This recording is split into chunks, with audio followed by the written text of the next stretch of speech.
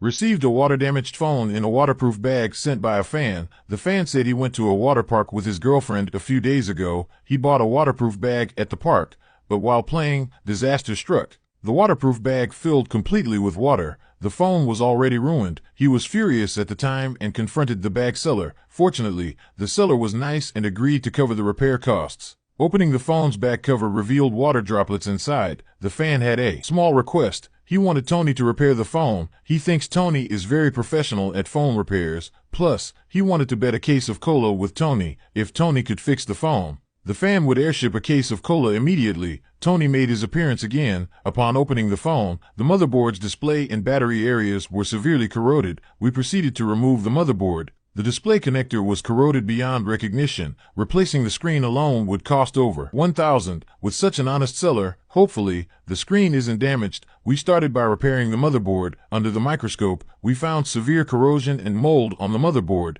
Cleaned the corroded areas of the motherboard, peeled off the shielding tape from the motherboard and examined it under the microscope. Luckily, the CPU and power components under the shielding weren't corroded. Tested with a power supply. The motherboard wasn't short-circuited. Pressed the power button, and the current indicated it could boot. It seems lucky people don't have bad luck. Next, we checked the screen. With such corrosion, it definitely couldn't display. Cleaned the screen and carefully scraped off oxidized pins. Resoldered the pins to make them round and full again. Some people quietly watch videos, but still like, comment, share, and follow. These people are just adorable. Installed the motherboard back into the phone case, connected the screen for testing, pressed the power button, and the screen lit up, but it showed a green screen. This could either be screen damage or an issue with the motherboard display circuit. Removed the motherboard. Again for further inspection. Under the microscope, the display connector on the motherboard was also heavily corroded. Scraped off the oxidation on the corroded areas. Resoldered all the corroded pins.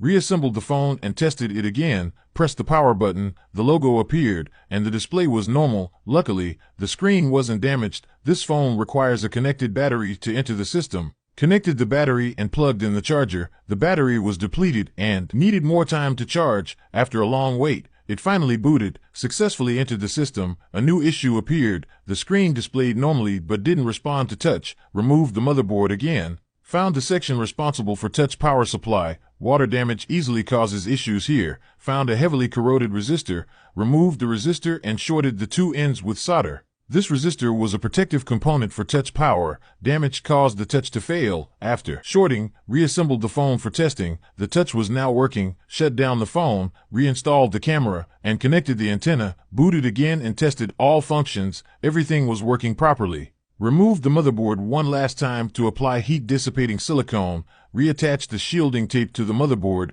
Reinstalled all components. The waterproof bag may leak, but the seller's honest business practices didn't. What was lost was money, but what was gained was a good reputation. Finally, a plea to everyone: stop betting cola with Tony.